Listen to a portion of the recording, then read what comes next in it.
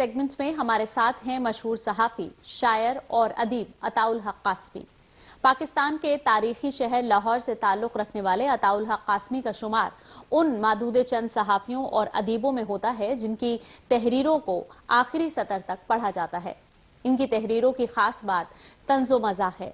बड़ी खुश असलूबी के साथ संगीन से संगीन और पेचीदा मसाइल पर अपनी बात कहने का हुनर अताउल हक कासमी का ही हिस्सा है।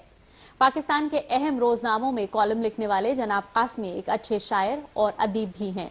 हिंदुस्तान के साथ बेहतर ताल्लुकात के हामी अताउल हक कासमी उर्दू को पूरे जुनूब एशियाई खित्ते के लिए एक राब्ते की ज़बान के तौर पर देखते हैं। कई किताबों के मुसन्निफ अताउल हक कासमी से हमारे नामानिगार असफर फरीदी ने मुलाकात की। जनाब अताउल हक कासमी साहब, सबसे पहले हम आपका इस्तकबाल करते हैं प्रोग्राम सरगर्मिया में और आपसे जानना चाहेंगे कि हिंदुस्तान और पाकिस्तान के दरमियान उर्दू जो है एक राब्ते की ज़बान के तौर पर इसकी कितनी अहमियत है?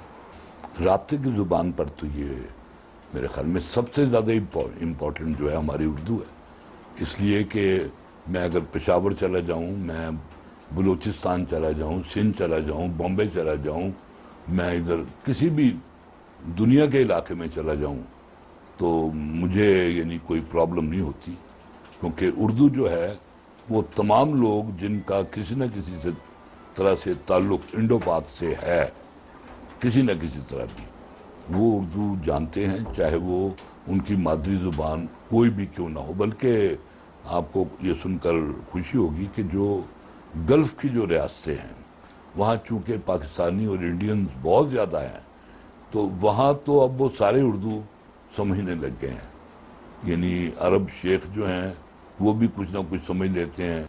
और मैं एक दफ़ा मस्कत गया, मैं तो मस्कत पे जो इमिग्रेशन का अमला जो था, मैं अंग्रेज़ी बोल बोल के मेरे जबड़े थक गए, तो वो पता चला वो उर्दू जानते थे वो। तो मैंने कहा यार पहले बताया होता मैं खामखा। जब पाकिस्तान की बात करें तो वहाँ इब्तदाई सतह पर उर्दू में तालीम की क्या सूरत है?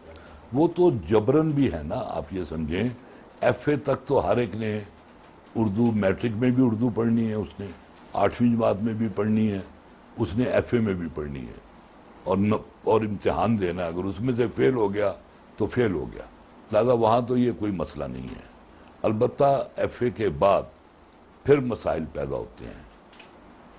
फिर ये है कि उर्दू जो है वो पीछे चली जाती है, अशराफिया जिनको कहते हैं ना, और वो अंग्रेज़ी की तरफ निकल जाते हैं।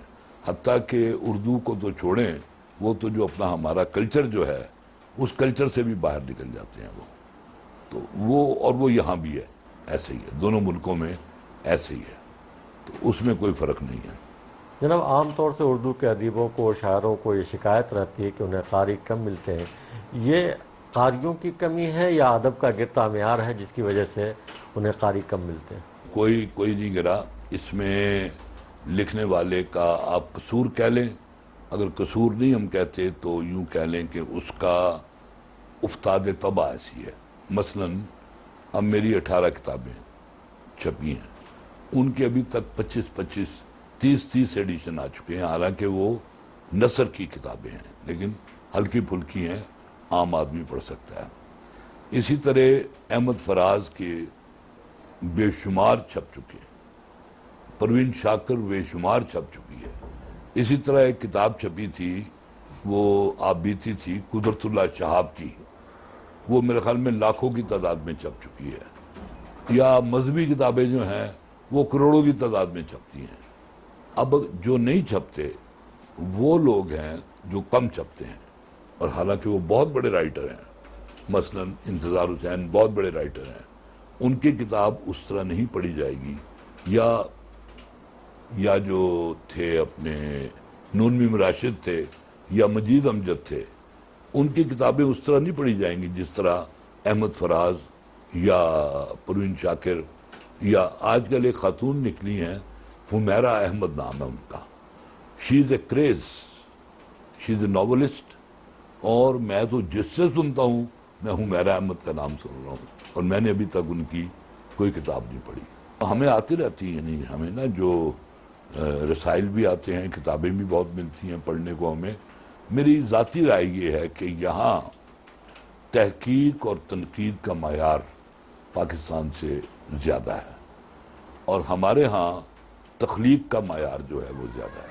اس حوالے سے ہم آپ سے جاننا چاہیں گے کہ مجموعی طور پر آپ اردو کی کیا صورتحال دیکھتے ہیں، اس کا مستقبل کیسا نظر آتا ہے؟ اردو کی صورتحال جو ہے وہ آپ یہ سمجھ لیں کہ جب ہم دونوں ملک انڈیا اور پاکستان، جب ہم اپنا سارا دفاعی خرچ جنگ کی تیاریوں پہ لگانا چھوڑ دیں گے نا، اور دونوں جب سپر پاور بن جائیں گے، تو پھر جو سپر پاور ہوتی ہے پھر اس کی زبان بھی ترقی کرتی ہے، پھر اس کا کلچر بھی ترقی کرتا ہے، پھر اس کا لباس بھی لوگ پہننا شروع کر دیتے ہیں۔ تو میرے خیال میں اس وقت جو صورتحال ہے وہ ٹھیک ہے، نارمل ہے، لیکن اگر ہم چاہتے ہیں کہ یہ انگلش اور فرانس اور دوسری ملکوں کی زبانوں میں ہماری زبان کا نام آئے تو پھر اتنے طاقتور ہو جائیں پہلے آپ۔ جناب، ہندوستان اور پاکستان کے درمیان ادبی، ثقافتی اور سماجی تعلقات کو اور بھی زیادہ بہتر بنانے کے لیے آپ کیا سمجھتے ہیں کہ اس میں اردو کا کتنا اہم رول ہو سکتا ہے، ادیب اور شعراء کتنا اہم رول ادا کر سکتے ہیں؟ دیکھیں، میں آپ کو بتاؤں، ہم ادیب اور شاعر جب ملتے ہیں نا آپس میں، ہم لوگ گفتگو کم کرتے ہیں، تبادلہ منافقت زیادہ کرتے ہیں۔ ہم سچی بات نہیں کرتے ایک دوسرے سے، ہم ایک دوسرے سے حقائق چھپاتے ہیں، ہم کھل کر نہیں بات کرتے کہ ہمارے ہاں کیا خرابی ہے اور آپ کے ہاں کیا خرابی ہے، بلکہ ہماری جو جھوٹی حب الوطنی ہے، ہم اپنی اپنی خرابیوں پر پردہ ڈالنے میں لگے رہتے ہیں۔ تو اس سے تو میرا نہیں خیال کہ تعلقات جو ہیں وہ ادب کے ذریعے بہتر ہو سکتے، اس طرح نہیں۔ میں ایک دفعہ گیا وہاں حیدرآباد دکن، 85 کی بات ہے، ایک انٹرنیشنل طنز و مزاح کی کانفرنس ہوئی تھی، تو پاکستان کی نمائندگی میں اور سید ضمیر جعفری کر رہے تھے۔ تو مجھے کسی نے پوچھا، اسی طرح رپورٹر نے، انہوں نے کہا جی یہ جو طنز و مزاح کی کانفرنس ہے اس سے دونوں ملک کیا مزید قریب آ جائیں گے؟ میں نے کہا یہ دونوں ملک جو ہیں یہ مزاح سے قریب نہیں آئیں گے، سنجیدگی سے آئیں گے۔ اگر سنجیدہ مذاکرات ہوں گے، سنجیدگی سے مسائل کو لیں گے، تو پھر یہ دونوں ملک ایک دوسرے کے قریب آ سکتے ہیں۔ آپ نے منافقت کی بات کی، تو کیا دونوں ملکوں کے ادبا اور شعراء جو ہیں وہ عادتاً منافقت کرتے ہیں یا یہ ان کی فطرت ہے؟ یہ میرے خیال میں انسان کی فطرت ہے۔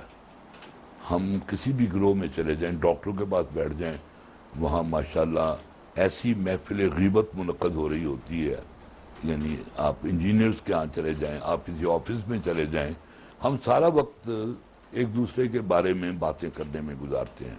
پاک ٹی ہاؤس جو تھا لاہور میں، ایک بڑی زبردست تاریخی جگہ تھی، تو ایک دفعہ سارے لوگ اٹھ کے چلے گئے، تو مبارک احمد ہمارے ایک شاعر تھے، وہ بیٹھے رہے وہاں۔ تو جب وہ سارے چلے گئے تو وہ اٹھے، بیرے نے پوچھا جی آج آپ اتنی لیٹ گئے ہیں؟ کہتے جی اتنی لیٹ میں اس لیے گیا ہوں کہ میں دیکھتا تھا جو اٹھ کے جاتا تھا نا اس کے خلاف بات کرتے تھے۔ میں نے کہا آج میں سب سے آخر میں اٹھ کے جاؤں گا، پھر میں دیکھوں گا کون میرے خلاف بات کرتا ہے۔ بہت بہت شکریہ جناب۔